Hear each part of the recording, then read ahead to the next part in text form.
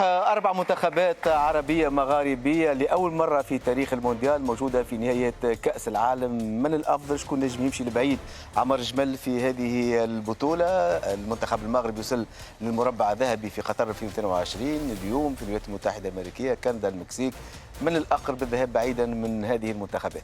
نحكي مقارنة باللاعبين، بالجاهزية الفنية، بالإمكانيات الموجودة، بالعناصر اللي تلعب في أقوى البطولات. هو ما نختلفوش اثنين، لأنه الحقيقة المنتخب المغربي هو اللي الأقرب.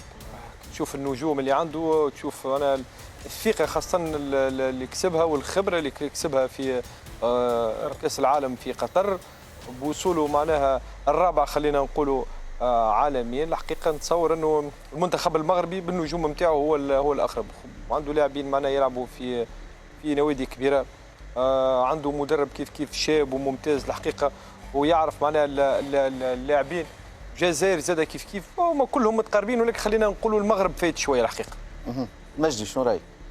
فنيا المنتخب المغربي عنده لاعبين على مستوى عالي جدا، يلعبوا في فرق كبيره برشا. دونك بالنسبه لك انت المغرب وانت وعمار، المغرب افضل من الجزائر ومصر وتونس؟ فنيا نحكي فنيا وقيمه اللاعبين اللي ينشطوا خارج معناها المغرب ويلعبوا في الانديه معناها يلعبوا فيها. فنيا بعد المغرب على المنتخب الجزائري. المنتخب الجزائري عنده لاعبين زاد كيف ينشطوا ولكن المغرب كي تشوف معناها المجموعه كامله، وحتى الاحتياطيين يلعبوا في جمعيات كبار. يمكن اللي يخليك انت احنا متاثرين، لانه المنتخب المغربي كان يحكي عمار عمل انجاز بيرفورمانس كبيره، عمل انجاز وخذ خبره، وصل كاس قطر وصل الدور النصف نهائي. المنتخب الجزائري غايب على كاس العالم الاخير كما المنتخب المصري، لكن عنده لاعبين على مستوى عالي جدا. عنده لاعبين على مستوى عالي جدا، وممكن عنده الروح الانتصاريه الكبيره، وحب يعني يثبت الذات نتاعو كما عمل المنتخب المغربي في قطر، باش يحاول انه يعمل انجاز، لانه يبقى بلد نتاع كوره نتاع لاعبين نتاع نجوم يلعبوا كلهم على مستوى عالي وعالي جدا. وفي كل الاصناف قاعدين يتالقوا على المستوى الافريقي وعلى المستوى الدولي. طلع البارة برشا المغرب بطبيعه الحال. شوف كي تلقى لي جون نتاعو يلعبوا في ريال مدريد وفي برشلونه ويلعبوا في البي اس جي ويلعبوا في اعلى الفرق العالميه، عادي باش نيفو يطلع، وعادي باش يوصلوا لادوار متقدمه. وفما الحقيقه سياسه نتاع كره قدم في المغرب متطوره جدا. الاكاديميات متطورين، الاستقطاب اللاعبين اللي حكينا عليه توا في تونس قاعدين نعملوا فيه، ان شاء الله يعطي اكله في المستقبل القريب. قبل كل شيء نباركوا المنتخبات العربيه هذه اللي لاول مره يكونوا 4 منتخبات عربيه موجودين في كاس عالميه. هذا هو انجاز الفرق العربيه، واللي عندهم ما يقولوا في رواحهم. او ثاني حاجه المنتخب السعودي راه مترشحش ان شاء الله يكمل المنتخب السعودي. احنا قبل فما قطر والامارات. الاردن زاد، الاردن ترشحت. كل شيء نتمناو المنتخبات هذم باش يكونوا موجودين في الدور الثاني.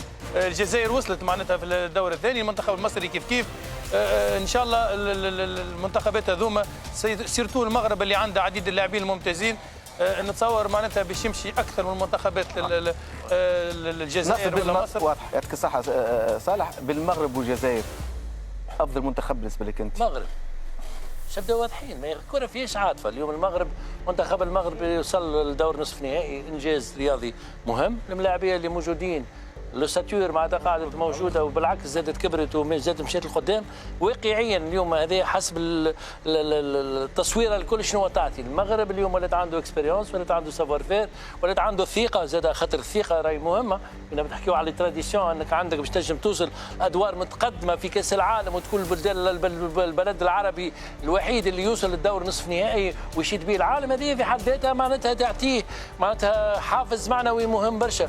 بالنسبه لي انا المنتخب المغربي اكثر فريق مؤهل. انا قلت لك حتى من اكثر من الناس اللي متنبأه انه المنتخب المغربي نجم يوصل للدور نصف النهائي.